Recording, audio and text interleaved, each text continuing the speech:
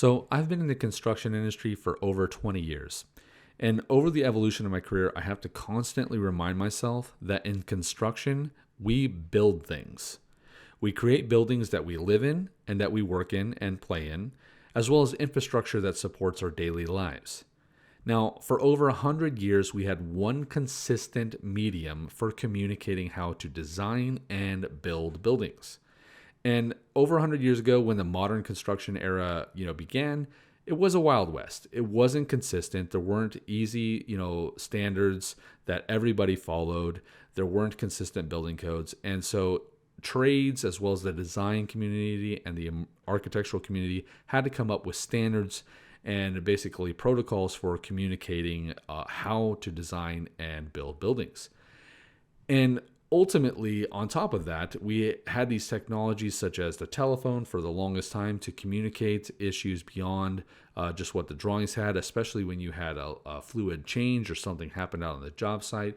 You had to be able to communicate over the phone and talk about that issue and then try to rectify that and send out an updated drawing. Then the fax machine happened, and you could put together an RFI sketch or a quick engineering sketch and a modification and just send that digitally to someone else without having to wait for mail or air shipping, etc.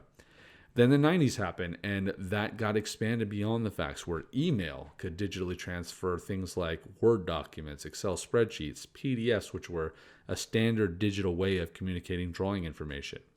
Now, these technologies, were new, and I remember the learning curve. When I first entered the industry, I saw a lot of folks struggle with some of these technologies. And when you actually look at this, it looks like a lot, but it's not anything compared to what the 21st century looks like.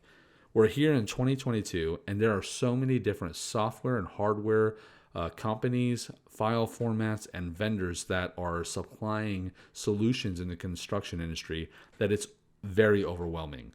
Now, I'm not saying that the productivity gains have not materialized. There are so many great point solutions that solve very specific problems. They have all this information digitized, and we live in a world now where the internet is so accessible with cloud solutions, cloud delivery, web-based applications. It is almost easier than ever to execute specific tasks on projects.